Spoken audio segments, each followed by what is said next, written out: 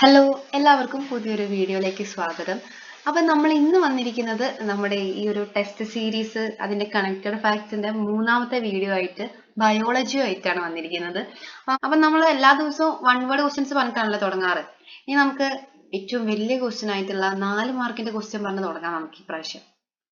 അപ്പൊ നോക്കൂ, ഫസ്റ്റത്തെ ക്വസ്റ്റ്യൻ നോക്കാം. Observe the illustration and answer the given question.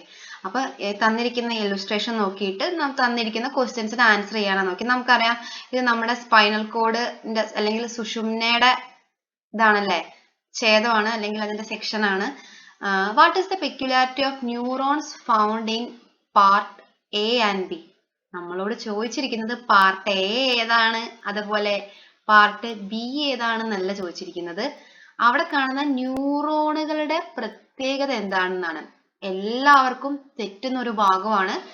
അപ്പൊ സൂക്ഷിച്ച് ക്വസ്റ്റ്യൻ വായിക്കണം എന്നുള്ളതിന്റെ ഒരു പെർഫെക്റ്റ് എക്സാമ്പിൾ ആണ് ഈ ക്വസ്റ്റ്യൻ. അപ്പം നമുക്ക് ഗ്രേ മാറ്റർ, വൈറ്റ് മാറ്റർ എന്താണെന്നൊക്കെ അറിയാം. തന്നിരിക്കുന്ന ചിത്രം നമ്മുടെ സ്പൈനൽ കോഡിന്റെ ആണെന്നൊക്കെ നമുക്കറിയാം. പക്ഷെ ഇവിടെ കാണുന്ന ഈ ന്യൂറോണുകളുടെ പ്രത്യേകത എന്താ? ഈ ഭാഗം എ എന്ന് പറയുന്നത് വൈറ്റ് മാറ്റർ ആണല്ലേ. ഇവിടെയുള്ള ന്യൂറോണുകളുടെ പ്രത്യേകത എന്താണ്? അവിടെ മൈലിൻ ഷീത്ത് കാണുന്നതാണ് അല്ലെ. കാണുന്ന ന്യൂറോണുകൾ കാണുന്ന ഭാഗമാണ് എന്ത്? ഈ എ എന്ന് പറയുന്നത് വൈറ്റ് മാറ്റർ. ഈ ഭാഗം എന്താണ്? ബി എന്ന് പറയുന്നത് ഗ്രേ മാറ്റർ ആണ്. മൈലിൻ ഷീത്ത് ഇല്ലാത്ത ന്യൂറോണുകൾ കാണുന്ന ഭാഗമാണ് എന്ത്? ബി ഭാഗം എന്ന് പറയുന്നത്. നമ്മൾ ടെക്സ്റ്റ് ബുക്കിൽ വ്യക്തമായിട്ട് ഒരു ബ്ലൂ ബോക്സിൽ കൊടുത്തിട്ടുണ്ട്. ആ ഒരു ചെറിയ ഭാഗത്തു നിന്നാണ് ഈ ഒരു ഇത്രയും വലിയൊരു 4 മാർക്കിന്റെ ക്വസ്റ്റ്യൻ വന്നിരിക്കുന്നത്. അപ്പം ടെക്സ്റ്റ് ബുക്ക് അരിച്ചു പെറുക്കി വായിക്കേണ്ടതിന്റെ ആവശ്യകത പിള്ളേർക്കൊക്കെ മനസ്സിലായി എന്ന് വിചാരിക്കുകയാണ്. നമുക്കിതൊന്ന് വായിച്ചു പോവാം. മസ്തിഷ്കത്തിലും സുഷുമ്നയിലും മൈലിൻ ഷീത്തുള്ള നാഡീകോശങ്ങൾ കൂടുതലായി കാണപ്പെടുന്ന ഭാഗമാണ് വൈറ്റ് മാറ്റർ. കോശ ശരീരവും മൈലിൻ ഷീത്തും ഇല്ലാത്ത നാഡീകോശങ്ങളും കാണപ്പെടുന്ന ഭാഗത്തെ ഗ്രേ മാറ്റർ എന്ന് പറയുന്നു. ഓക്കെ, അപ്പോൾ ഗ്രേ മാറ്ററും വൈറ്റ് മാറ്ററും. നമുക്ക് ക്വസ്റ്റ്യനിലേക്ക് പോവാം.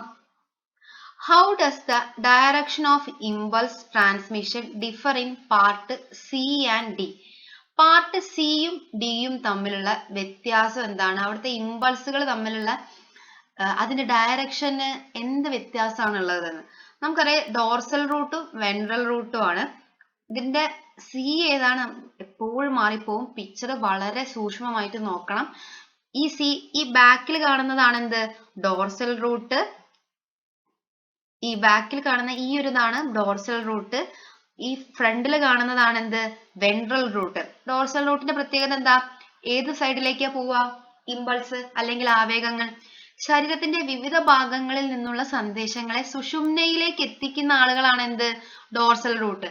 ശരീരത്തിന്റെ വിവിധ ഭാഗങ്ങളിലുള്ള ഇമ്പൾസിനെ നമ്മുടെ സുഷുമ്നയിലേക്ക് എത്തിക്കുന്ന ആളുകളാണ് എന്ത്? Dorsal root. ഇനി വെൻട്രൽ റൂട്ട് നോക്കിക്കോളൂ. സുഷുമ്നയിൽ നിന്നുള്ള നിർദ്ദേശങ്ങൾ ശരീരത്തിന്റെ വിവിധ ഭാഗങ്ങളിലേക്ക് കൈമാറുന്ന ആളുകളാണ് എന്ത്? Ventral root. ഇനി നമുക്ക് ഈസി ആയിട്ട് സ്കോർ ചെയ്യാൻ പറ്റുന്ന മാർക്കാണ് ഇവിടെ. അപ്പൊ നമുക്ക് 4 മാർക്ക് അടിക്കാൻ പറ്റൂലേ ഈസി ആയിട്ട്? നമുക്കിനി ഒരു 3 മാർക്കിന്റെ ക്വസ്റ്റ്യൻ ചെയ്ത് നോക്കാം. കംപ്ലീറ്റ് ദ ഇല്ലുസ്ട്രേഷൻ ആണ് അടുത്തത്. ഒരു ബ്രെയിൻ സ്റ്റെം എന്ന് പറഞ്ഞിട്ടുണ്ട്. A column, B column, C, D ഒക്കെ കംപ്ലീറ്റ് ചെയ്യാനാണ് പറഞ്ഞിട്ടുള്ളത്. നമുക്കറിയാം ബ്രെയിൻ സ്റ്റെമ്മിന് നമുക്ക് 3 ആയിട്ട് തരംതിരിക്കാം. ഏതൊക്കെയാണവ?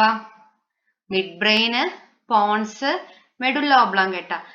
നോക്കൂ, വിശാലമായിട്ടുള്ള ഒരു ടോപ്പിക് ആണ് ബ്രെയിൻ എന്ന് പറയുന്നത്. അപ്പൊ ബ്രെയിനെ കുറിച്ച് വെച്ചിട്ടുണ്ടെങ്കിൽ നമ്മൾ പെട്ടെന്ന് എഴുതും അല്ലേ? എന്താണ്? Cerebrum, cerebellum, thalamus, hypo thalamus എന്നൊക്കെ പറഞ്ഞിട്ട് പെട്ടെന്ന് നമുക്ക് ഉത്തരം അറിയുന്ന കാര്യങ്ങളാണ് അതൊക്കെ. നമ്മൾ എന്തും എഴുതും.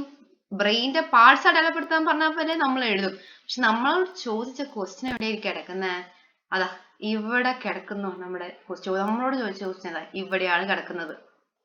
അപ്പം ബ്രെയിൻ സ്റ്റെമ്മിന്റെ ഭാഗങ്ങൾ ഏതൊക്കെയാണ്?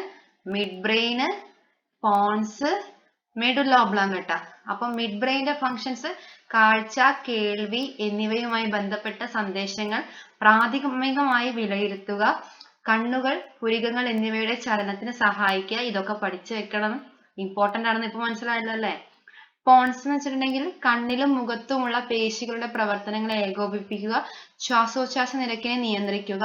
ഇനി മെഡുല്ല ഓബ്ലോങ്കേട്ട നമുക്കറിയാം ഹൃദയസ്പന്ദനം, ശ്വാസോച്ഛ്വാസം, ഛർദി, ചുമ, തുമ്മൽ തുടങ്ങിയ അനൈച്ഛിക പ്രവർത്തനങ്ങളെ നിയന്ത്രിക്കുന്ന ആൾക്കാരാണ് ആര്? മെഡുല്ല ഓബ്ലോങ്കേട്ട.